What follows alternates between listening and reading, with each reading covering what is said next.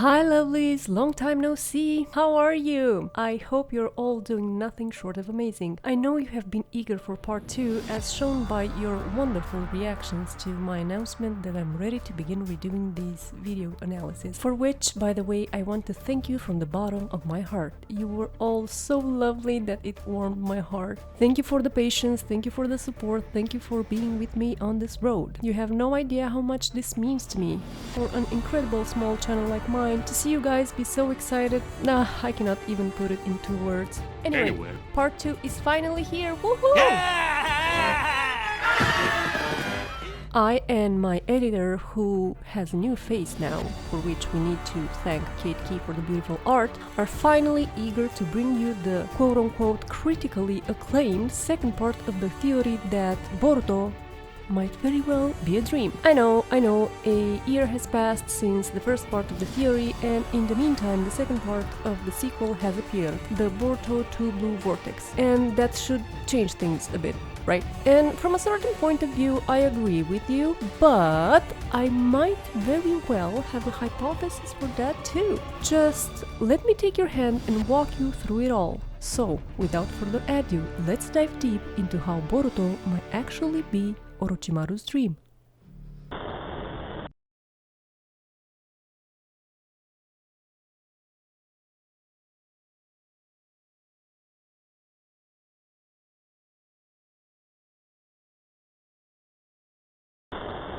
So, as I was saying in part 1, given all these unexplained phenomena that occur that might support this hypothesis, as I mentioned before, let us move basically to the actual subject of the matter at hand in this video. If Boruto is indeed a dream, whose dream is it? And I get back to my initial nugget from the first part of the video, it's none other than Orochimaru's dream. Shocked again? Me too.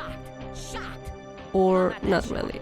But the question begs, how and why? What could be his motivation? Without further ado, allow me to present it to you.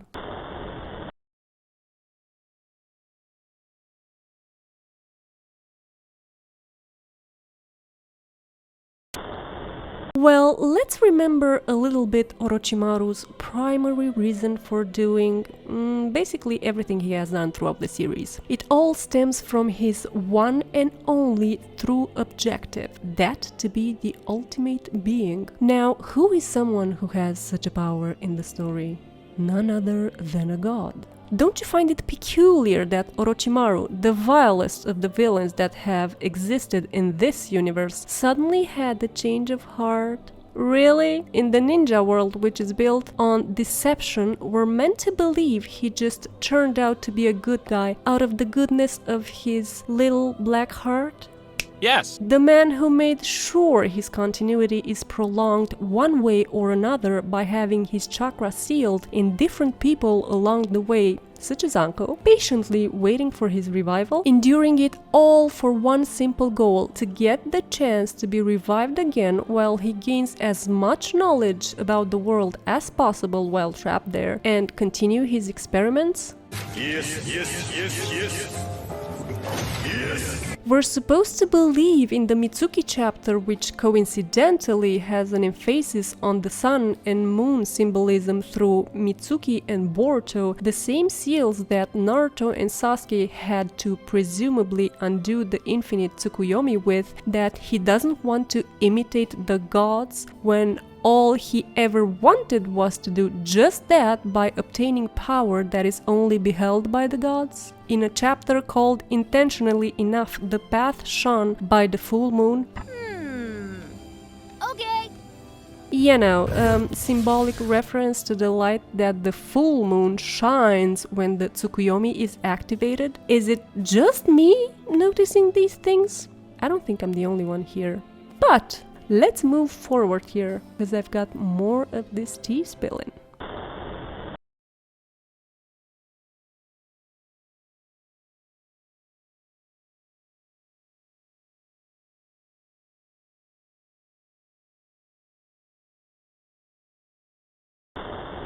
As we all know, another of Orochimaru's biggest goals was to know the secrets behind the Sharingan, and thus he hunted Sasuke down. It was the whole plot of the OG Naruto, as we remember. It all started with Itachi first, and although he wasn't a match for Itachi back then, it didn't stop the snake to continue his pursuit and thus target Sasuke later on. All the story's development was due to this particular ambition of his, which is part of the overall goal of knowing the secrets behind all existence. That's so much. Yes! Agree to disagree. Of course Orochimaru would be crazy enough to even let himself be trapped inside a genjutsu of such magnitude to learn even more about it if possible, methinks. Which pretty much leads me to my next point.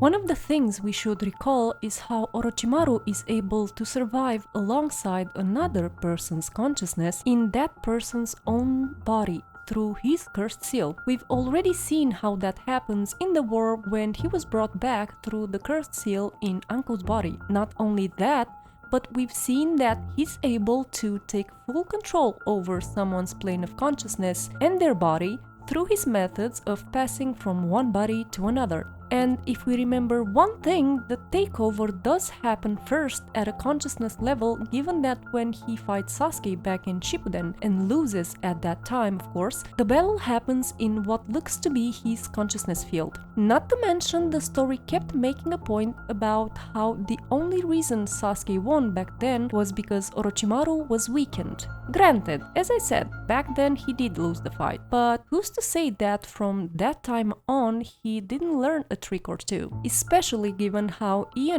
has done a lot of research and also gained knowledge in the meantime on how to undo the dead demon seal, which was the reason he was weakened in his battle with Sasuke in the first place. That seal that looks extremely similar to Kaguya, which slides the argumentation into my next point.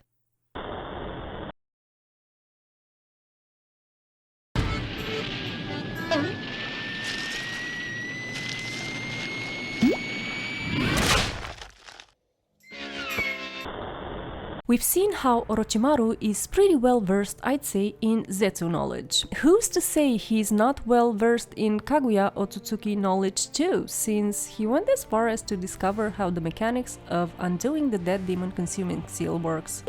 Like I mentioned before, that particular seal that looks highly similar to none other than Kaguya Otsutsuki herself. The man experimented a lot with Hashirama cells, as we know, so who knows what kind of other types of knowledge he has under his belt, given that he dedicated all his life to his monstrous research and pursuit of knowledge. And if Madara Uchiha with little to no technology managed to do all that he did, with a box of scraps! Who is to say Orochimaru, who dedicated his entire life to it and was more technologically advanced than Madara, didn't discover some kind of trick that would lead to some shocking discoveries? After all, let's not forget that he had ties with Danzo, the Uchiha eyeballs collector. And speaking about collecting things, let's roll to my next point. He's got friends on the other side. The cards will tell. The past, the present, and the future as well. Remember back in part 1 Kabuto's ninja cards? Those cards which held information about each participant in the ninja exam? Well, we all know from whose team Kabuto was part of, right? I mean, where do you think Sasuke knew that Sakura was a medical ninja from, back when they met in the Kage Summit arc? Oro makes sure to keep tabs on everyone and everything moving. Information is power, after all. Which makes me believe it does make the perfect setting to be his dream, because as per the extra chapter called The Path Shone by the Full Moon, it so adds up. And I'm not the only one thinking about this. The same way I came across Orin Cherry's post on Tumblr that I was telling you about in the previous video, there was another amazing post that I came across that asks the perfect questions, and in conjunction with what I thought when I saw the aforementioned chapter, which by the way its plot is leaning into none other than Boruto's one, it fits so perfectly. To quote the OP who goes by the name of Siamese, there is only one person who benefits from the situation in Boruto, Orochimaru. Who gets to roam free despite all his crimes? Orochimaru. Who gets an experiment, Mitsuki, to do with as he pleases? Orochimaru. Who is seen as this quote-unquote iconic non-binary comic relief who attends parent-teacher conferences? Orochimaru. Who gets his prisoners Karin, Suigetsu, Jugo to go back to him, their abuser? Orochimaru. Who would not want the village system to change, no reforms, reparations or justice? Who would be delighted to see the Hokage accomplish nothing except for technological advancements? Orochimaru. Who hates Konoha and wants to see it in rubble? Orochimaru. Who would arbitrarily make male-female pairs breed in the same year so that their offspring are all the same age? Orochimaru.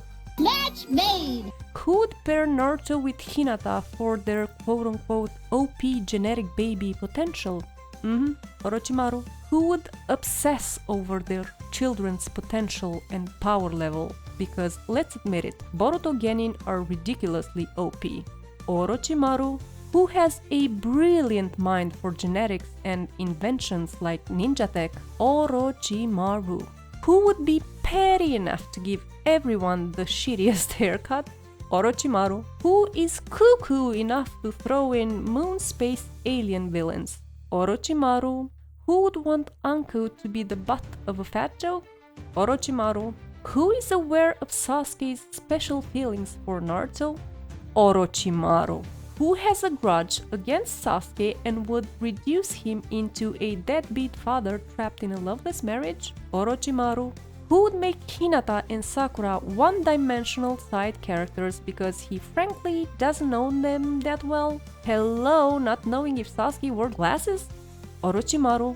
Who would actually keep Sasuke in character because he's known him for years? Orochimaru. Who would give Naruto a soul-crushing desk job in retaliation for getting in the way of his plans? Yep, Orochimaru. Who is cruel enough to find amusement in everyone's suffering? Yes, Orochimaru. The events of Boruto couldn't be Hinata's dream, even though she quote-unquote got what she wanted. She's barely present. The mother/wife trophy has usurped most of her identity. Clan politics, techniques, worldview, resilience. Her original goal wasn't Naruto.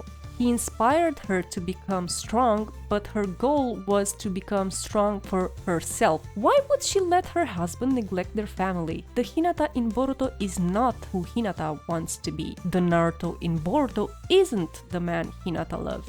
To end quote, like the OP says, it all makes sense. Just think about it.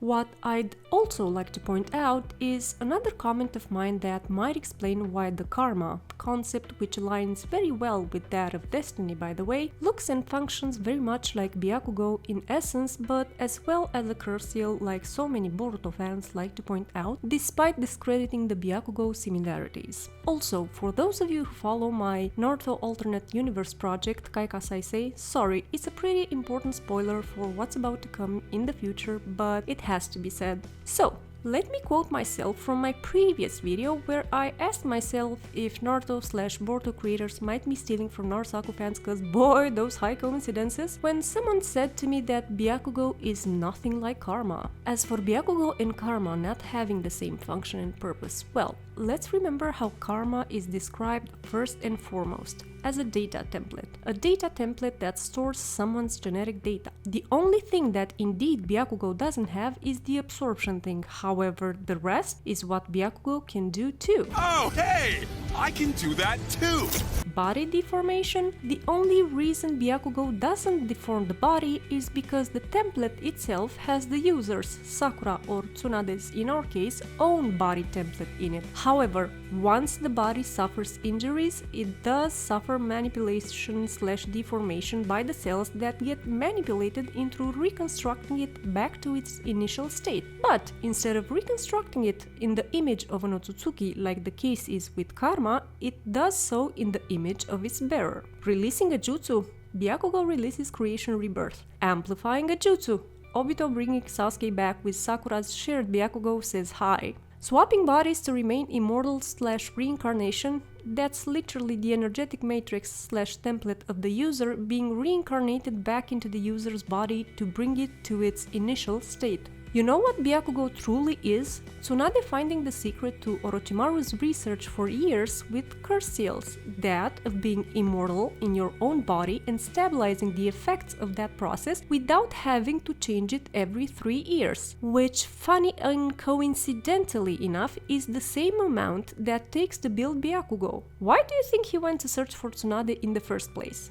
The reason Karma probably absorbs jutsu has to do with the fact that Otsutsukis do need to absorb everyone so they can become the ultimate god or whatever, but other than that, their functions are the same. You'd think that they did this plot connection between the two for the lulz of it? Maybe. No, I don't think so. So, at the end of the day, it's not a coincidence maybe that Karma looks like Byakugou because most probably Orochimaru has taken a keen curiosity in Tsunade's newly found technique. Not to mention that Karma, yes, does function similarly to Orochimaru curse seals, which point once again to him. And we all know that after the Orochimarufication happens, the host's body soon turns into that of Orochimaru's. Pretty much the same as they say it'll happen with Boruto 2 going through that supposed Otsutsukification. What if Momoshiki would be none other than Orochimaru finally trying to take over that strong OP body that he's been dreaming about all these years? Looking like another person, yes, because it's not the first time he did look like another person. Remember tuning exams?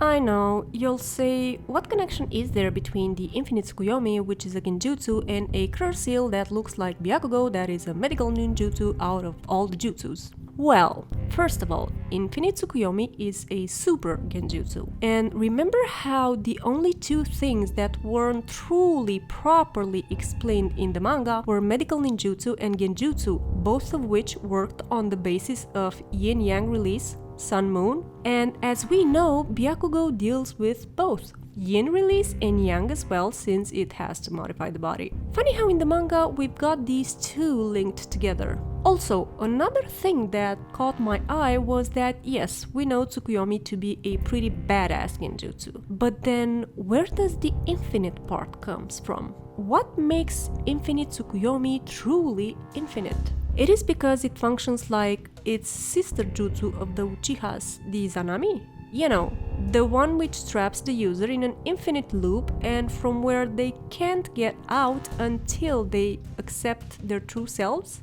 like it happened to Kabuto. Could it be from there? If we remember, in Road to Ninja, Naruto was able to break the genjutsu he was under only when he remembered who he truly was at his core. Now, if we look at Boruto, no one is their true selves at their core. One of the biggest criticisms of this series is how no one acts like their own selves. Could that be done on purpose though? People did get what they wished for, yes, but at the cost of their core selves? I mean, remember how in Road to Ninja, the mirror world, the emphasis was on the fact that although everyone was in the position they were in the real world, their essence was changed Same as in Boruto with Naruto. Yes, he got what he wished for, to be Hokage, but his essence is gone. He's not a happy man anymore, he doesn't properly spend time with his family, which leads to family problems. Sakura, for example, suddenly doesn't remember if Sasuke ever wore glasses when he was young, which is something only Orochimaru wouldn't know about Sasuke at the time, by the way, because he got interested in him later on after failing with Itachi. What else? Hinata isn't truly herself either, because she suddenly turned into a Naruto-kun machine when all she ever wanted was to change for herself, and that plot point was in connection to the Hyuga main and branch family, which conveniently gets dropped. I don't understand. Is there a gas leak in here? Unless, as I said, it's all intentional. Like I mentioned in my last video, how many coincidences does it make a pattern already? And as I said then, it's 3. And here we have, once again, witnessing more than 3. Things start to look very intentional. So, what could the intention be? Oh my god. What? Have you told Sakura how you feel? No way. I mean, how could I? I'm the guy who couldn't even keep my promise to her. I don't know what promise he made. How about that? I looked something up. These books behind me don't just make the office look good, they're filled with useful legal tidbits, just like that. At this point, you'll probably say, it's all in your mind, there's no way. And it might be. After all, this is a theoretical hypothesis. But then, it's not like the franchise didn't drop nuggets here and there either.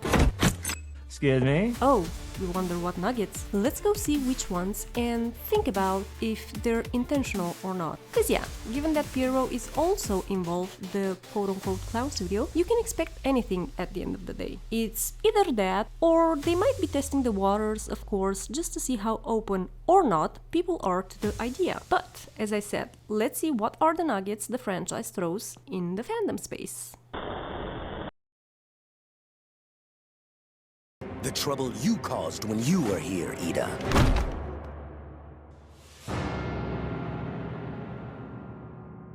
Huh. I thought there'd be more. In Naruto Volume 72 cover, we see Naruto all dressed in a Hokage cloak facing the village with his back at the audience. We initially thought that, that's the end, it's how Kishi wanted to portray everything and all that. Honey, that's great news. But then, here comes the extra chapter with the day when Naruto becomes Hokage, and we find out that it wasn't even Naruto. That was actually Konohamaru. Oh, brother, this guy stinks! You know, the same Konohamaru that, curiously enough, now has blue eyes instead of brown for some reason. Interesting. Don't you find that curious? Is it just me? Okay, let's move on.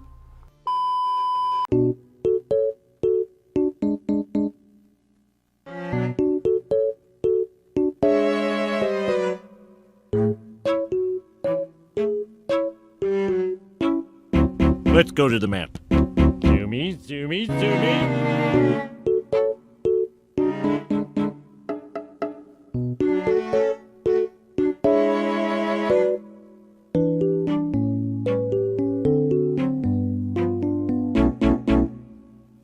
No further questions.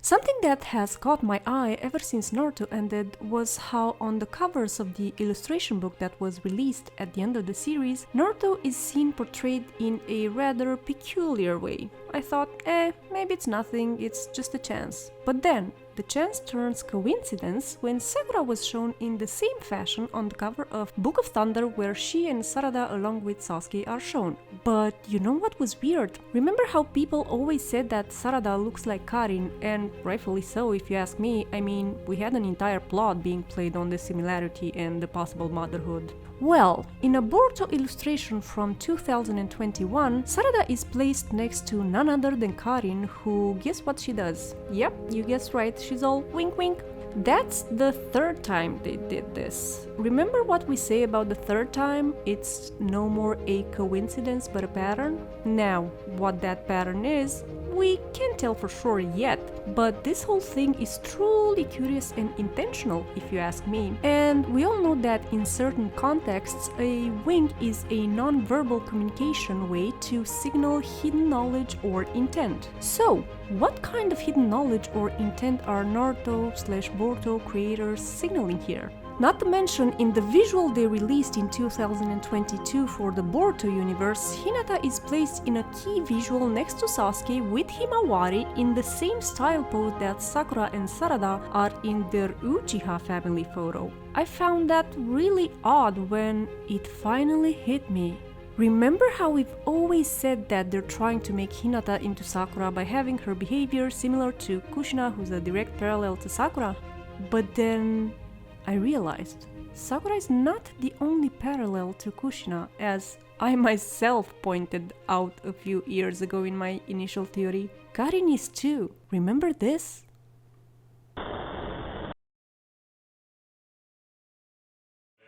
I have seen what lies inside your heart, Naruto Uzumaki. Now, let the limited Tsukuyomi begin! Now, back in the day when I first made the first Infinite Tsukuyomi theory, I mentioned this aspect, how Databook 4 was sold alongside the Road to Ninja chapter. I found it very curious then, and I find it very curious nowadays as well, especially if we put it in conjunction with the other information that we have. Once again, seems to be rather a curiously intentional act. Why do such a thing if there's no connection between these universes?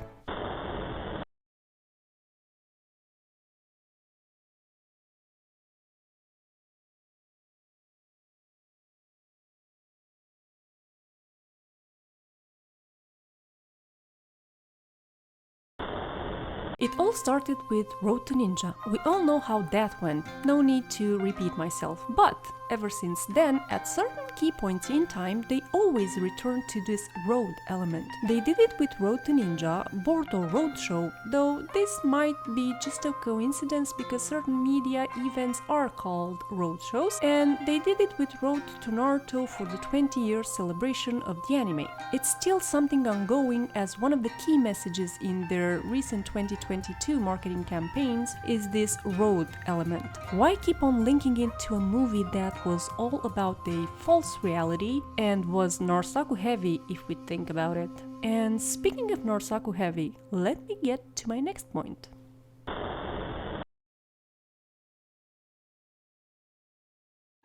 Okay, I've got like this high-key savage look for you. It's a totally live ensemble with the little like thingies that sparkle and make the whole squad go, whoa, that pony is woke.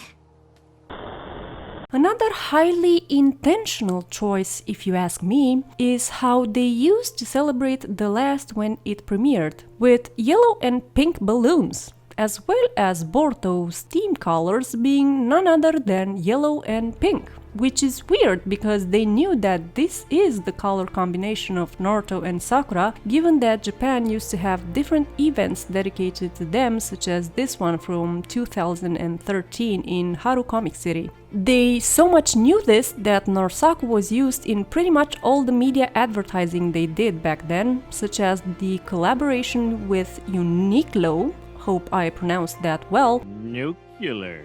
It's pronounced nuclear. Whatever. Nuclear. Or that time when they used Narsaku as a tribute to the victims of Tohoku earthquake in 2011 to send them a message of hope for a better tomorrow. So on and so forth. Not to mention, they still go with the yellow and pink color scheme even now for Boruto Two Blue Vortex. And then years later, coincidentally, have the official logo be almost like the twin of the Narsaku fandom project, Shinachiku Kousen. So, why choose the color scheme of a pairing that you supposedly don't want to go with? The math ain't mathin', my friend.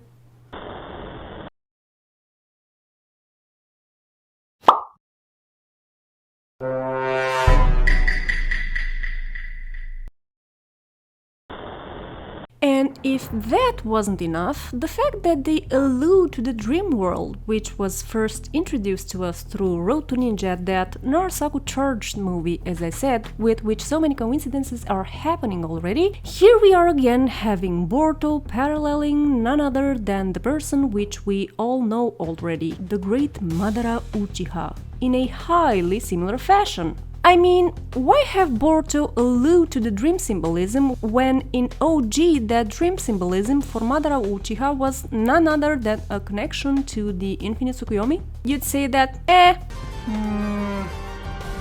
sure, whatever. It can be, since we saw Naruto and Sasuke doing it. Plus, Naruto is a Jinchuriki, Kurama would wake him up. But then again, like I said earlier, B, who is a perfect Jinchuriki, did fall into that genjutsu. And we've seen Kurama sleeping in that special ending chapter. So like, why is that? What's the catch? If there is one. Not to mention, Madara said that this genjutsu pierces shadows as well. So who's to say that the fact that Sasuke is keeping everyone under Susanoo isn't his dream? How didn't Obito fall under that genjutsu as well when people who were basically sleeping in bed with their eyes closed fell into it? He wasn't covered by Sasuke's Susanoo, for example. So really, the math ain't mathin'. We're already at the 6th subpoint of a major point that signals to us that things aren't exactly quite normal. On the contrary.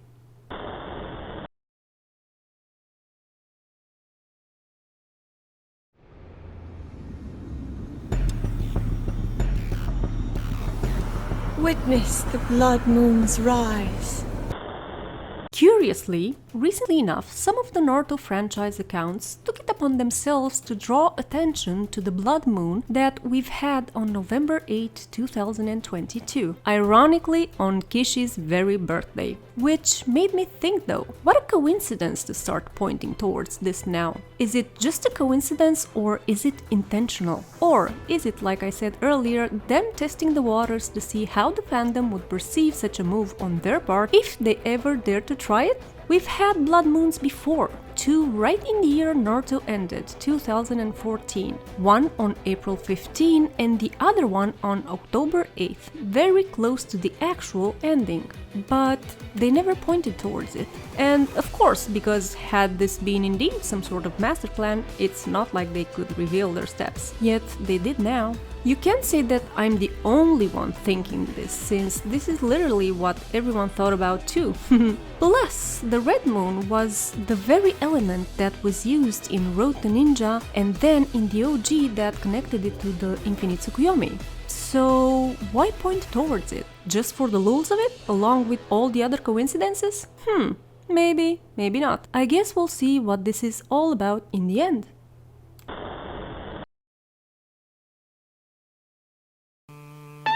The answer to this mystery is obvious. Your bike was stolen by that no-good neighborhood bully and thief, Red Herring. Now, since we already established that some of these points also intersect pretty well with Narasaku, such as the yellow and pink color scheme, as I started writing the update to this theory, a new thought came to my mind all of a sudden. Remember how Kishimoto called Narasaku a red herring? Now, of course, such a term does exist. I'm not denying that it is a narrative device, but going by the themes, development and mechanics of Naruto's plot, I'm sorry, but Narasaku doesn't fit the function of a red herring, and anyone with a little bit of knowledge of literature and its mechanics can recognize that. A red herring leads readers down a false path or distracts them from what's really going on in the plot. And I'm sorry, but in terms of the ending pairings, not much was happening with them since their development was close to barely existing. Menos Shikamaru e Temari. Esse aí realmente é o melhor de todos. If at least Sasusaku does have some standing ground based on the fact that they were teammates before Sasuke left the village, despite all the crazy stuff that happened afterwards, in Norihina's case it's even worse. Dear God. There's more. No. Out of a manga series with 700 chapters, you can hardly call 38 pages development and something that's really going on in the plot. That's not really the plot, you know, going on. Yikes, my dude. But I digress, we're not here to discuss that. We're here to discuss the red herring aspect. Like I said before, through its themes, development and mechanics, Narusaku development was that plot that was going on and was truly ingrained in the overall plot of the story. They were those characters that made the plot move one way or the other, be it you look at it from a romantic standpoint or not. It still works as a piece that propels the plot forward, that's part of the larger mechanics of the overall plot. They had everything on their side: the archetypes, the plot mechanics, such as parallels, plot themes, the development, the symbolism, the visuals, since we're talking about a manga here, which is a visual medium, so on and so forth. They had everything. So why call them the red herring if they don't truly function as one? Unless you're using the very color aspect of this literary device as a cover for something else. Could it be a cover for the color reference of the moon when the infinite Tsukuyomi is activated? You know, the red moon, red herring, red moon?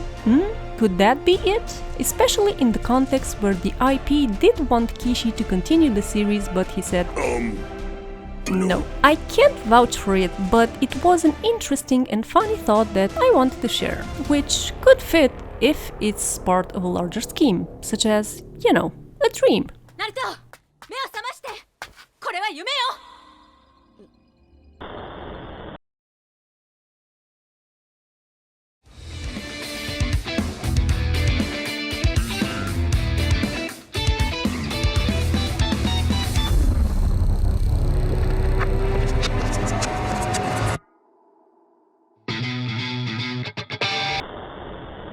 I know. Many would say there's no way Boruto Two Blue Vortex is now out, and given its development, there's no way this theory could work, right? Or could it? Great! Sounds like the show's on board. I'm not very familiar with the series as I don't follow it closely, as I've said numerous times. However, given that I'm part of Naruto fandom, it's literally impossible for me to avoid it 100%. This is how I found out that, you know, the whole Boruto Two Blue Vortex development consists in the world of Boruto being switched through that of what's-her-name's character. Tom Selleck. Twilight Sparkle. Basically, she messed up with everyone's memories, kinda like Orochimaru also did with Mitsuki in that extra chapter we talked about in the beginning of the video, the path shown by the full moon. Basically, she switched everyone's memories. You know, a flip. Like in Road to Ninja's Mirror World? Some will say, but duh, Boruto is unaffected by it, so your theory doesn't stand. But then I ask this simple question. If Boruto isn't affected at all, why is it that his memories, the unaffected ones, before everything supposedly happened, show Team 7's iconic photo flipped? Wait, what? Anyway. With all this being said, here we are at the end of my old, updated theory. What do you think about the possibility of Boruto being none other than Orochimaru's dream? How does that sound to you? I have to admit, when I first connected these dots, I thought to myself, oh wow, that'd be such a badass concept. Him possibly being behind everything like back in OG is a fascinating concept and it would truly come back full circle, but I gotta be honest, I don't know if the Naruto Boruto creators are that creative anymore after Kishimoto left, because given what I've seen recently in the franchise, I'm sorry, but to me it's not very convincing. It lacks the depth and intricacies Naruto had, the mechanics, the symbolism nicely tied within the plot, not the one being put there for the lulz of it and all that. However, if all this would be intentionally badly written for this purpose, I gotta say, that make me applaud them. They would basically manage to pull out the biggest prank in animanga industry and all right under the noses of their audience. Granted, hopefully we'd get better content than what we got until now if that were the case. But imagine Orochimaru managing to take this even further and somehow take over the infinite Tsukuyomi because he manages to find out some crazy secret and he would become some sort of ultimate being like he's always wanted. You know, kinda like you can control your dreams in lucid dreaming. Wouldn't this be already a better plot than what we got until now? I've always said that from my point of view, they made an uninspired move by trying to cater to only a portion of their fan base and missing the chance to cater to everyone through a what-if scenario they could have pulled out with the help of the infinite Tsukuyomi mechanics. I mean, since money was at the core of their strategy most probably, why not keep everyone tied in rather than alienate a great portion of your fanbase? It just doesn't make sense. Like my friend Pumi and I always like to say, Naruto is a multiverse. Why not truly take advantage of that, since it keeps everyone in and the chances of a continuous revenue stream is given? But it is what it is. Until then, it's fun to play with certain what-ifs like I do in this theory of mine. I'd love to hear your thoughts on this though. Don't forget to leave me your thoughts down below in the comment section. And like always, if you've liked my videos and you'd like to support the channel and content I make, don't forget to take all these actions that support the creator out, such as like, subscribe, hit the notification button, but especially engage with the content down below. I and my editor, Star Writer, would really appreciate that and thank you for it. Like always, until the next time, I thank you for giving me this time of your life to watch my video. See ya on the next one!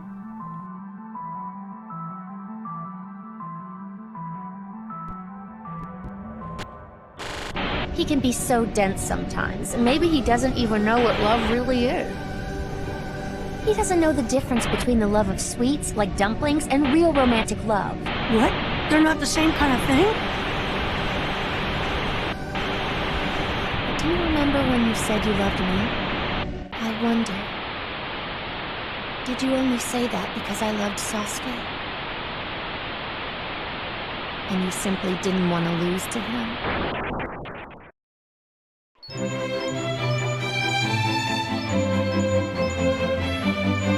Love, chat.